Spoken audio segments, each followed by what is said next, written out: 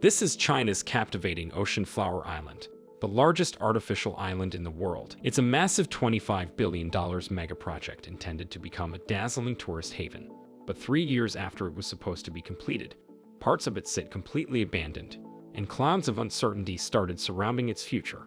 This is because the developer behind the project, the Evergrande Group, is entangled in a web of constraints with a staggering $300 billion in debt, raising the question, will the world's largest artificial island ever be fully completed? In this video, we'll answer this question by walking you through this impressive mega-project, from why China started building it to the numerous challenges it faces. Welcome back to PST Mega-Projects.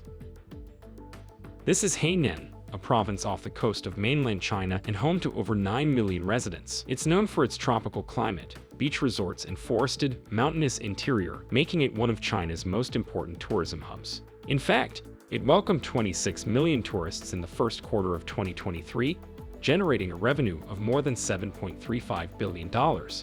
The province's strong tourism potential is what led China to start developing Ocean Flower Island, or Hainan in Chinese. Project planners had envisioned that the island would attract millions of tourists every year and boost the province's economy, similar to how other artificial island projects around the world helped their countries. The plans for the Ocean Flower Island were announced way back in 2010, and satellite imagery captured the first leaves of the flower appearing on top of the ocean in 2012, which was the earliest sign of the island. 2 years later, in 2014, the main flower-shaped island began to take shape, and in 2020, all the land reclamation work was completed. This massive project is basically 3 separate islands linked together by a causeway, forming the shape of a peony flower. They span across 1,980 acres, which makes it 1.5 times bigger than Dubai's famed Palm Islands. These 3 different islands were all created for different uses. For example, the project's central area, known as Ocean Flower Island No. 1, is designed to be a self-contained holiday destination with various different attractions like Fairyland, a fantasy-themed amusement park, and Snow Mountain, a grand water park. Additionally, it includes futuristic-looking skyscrapers next to recreations of historic cityscapes, and an opera house as well as multiple hot springs. It also has impressive botanical gardens and a large marine aquarium. Of course, to accommodate tourists, Hainan is home to duty-free shopping malls and a dozen Michelin-starred restaurants, as well as a number of luxurious hotels. As for the project's No. 2 and No. 3 areas, they are for residential units and are meant to house around 115,800 people. However, if you take a look at the island's satellite images, you'd see that these residential areas aren't completely finished. In fact, only 50% of the island's landmass is fully developed by one of China's leading real estate developers, Evergrande Group, for the cost of $25 billion, even though the island was scheduled for completion in 2020 after 12 years of construction. According to the promotional materials, Evergrande compared this project to Dubai's Palm Islands, as it's also split between an area meant to attract tourists and residential areas for citizens to live in. It's no surprise that China would want its own Palm Islands, since they were built to triple the number of tourists that visit Dubai annually, from 5 million to 15 million. But despite the fact that this is a really good project with brilliant engineering behind it, it's still considered a failure. So why is this the case? There are multiple reasons why Ocean Flower Island wasn't a success.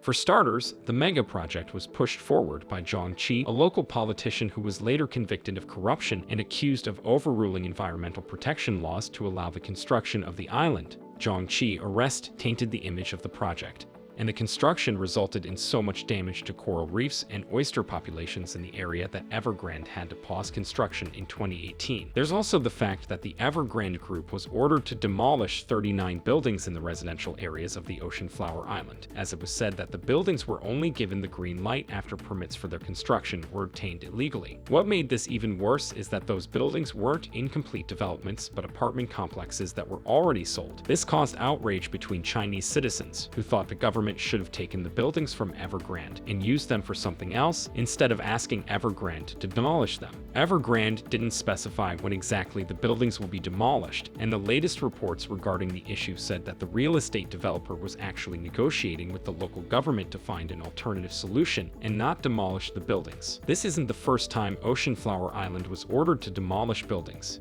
In fact, it was also ordered to take down 4 culvert bridges that were built illegally in 2019. And formed an illegal sea enclosure of about 912 acres.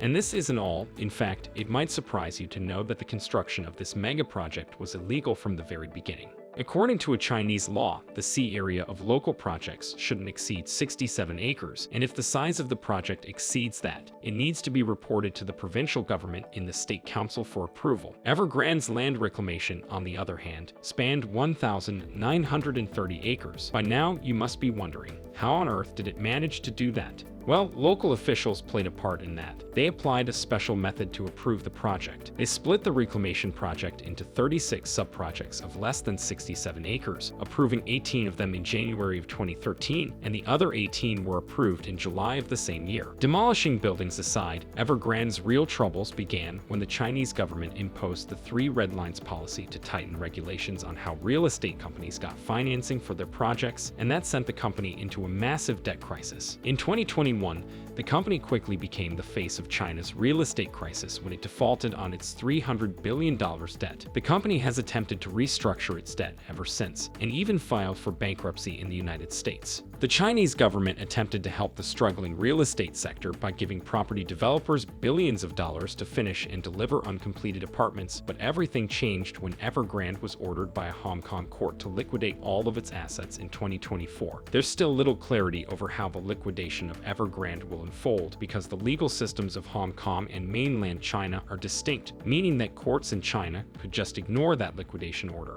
But even if that happens, Hong Kong will have the power to seize Evergrande's assets in Hong Kong and sell them to raise funds to repay international creditors. So, what does that mean for Ocean Flower Island's future?